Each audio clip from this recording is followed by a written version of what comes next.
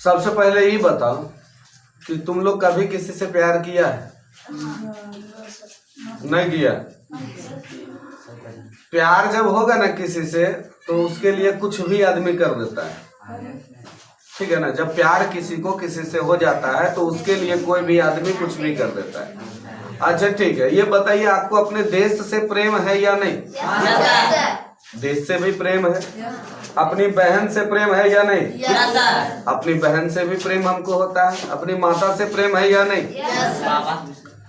तो सबसे हमको प्रेम होता है। अच्छा, बहन तो हमको कुछ देती नहीं है, लेकिन तब पर भी हम बहन से प्रेम करते हैं। हमारे बहन के तरफ अगर कोई आंख उठा के देखेगा तो हम उसके लिए लड़ने के लिए तैयार हो जाएंगे या नहीं? तो वही बात होता है। देखो, प्रेम सबसे होता है। पापा से भी प्रेम होता है, मम्मी से भी प्रेम होता है, भाई से भी, बहन से भी, पत्नी से भी, सबसे प्रेम होता है। तो उसी तरह का प्रेम देश से भी होता है। देश से प्रेम करते हो या नहीं? तो अभी तुम लोग, हाँ, सब बच्चे करते, करना भी चाहिए। अपना देश है, अपने देश से प्रेम हमको करना चाहिए। अब देखिए, आपको मालूम होगा कि हमारा देश गुलाम था। ये मालूम है या नहीं? हम लोगों को, हमारे देश को अंग्रेज लोग गुलाम बना के रखे थे।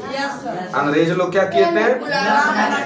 तो जब गुलाम बना के रखे थे हमारे देश को, तो हमारे देश में, हमारे देश के उस समय जितने भी लोग होंगे हमारे देश में, सभी को अपने देश से प्रेम होगा। तो देश से प्रेम था। तो देश से प्रेम होने का मतलब होता है उसके मन में नेशनलिज्म का जाग जाना। किसका जाग जाना? नेशनलिज्म का जाग जाना, मतलब राष्ट्रवाद का जागना।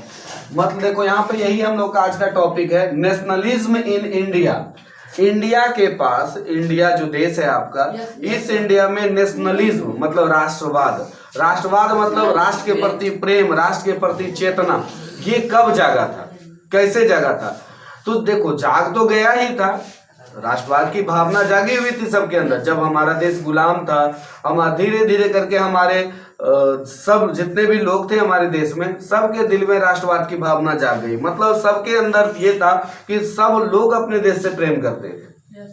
उस समय कुछ महत्वपूर्ण घटनाएं घटी थी।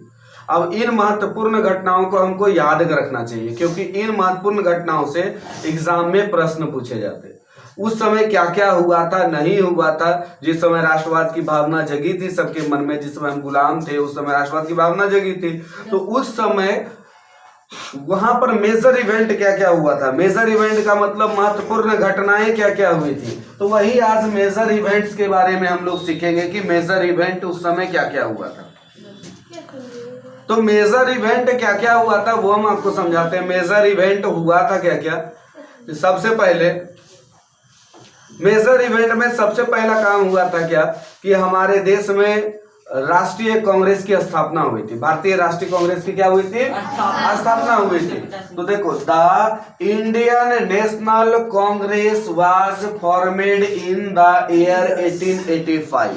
मतलब 1885 में सबसे बड़ा काम हुआ था उस समय कि हमारे देश में भारतीय राष्ट्रीय कांग्रेस की स्थापना हुई थी। कब हुई थी?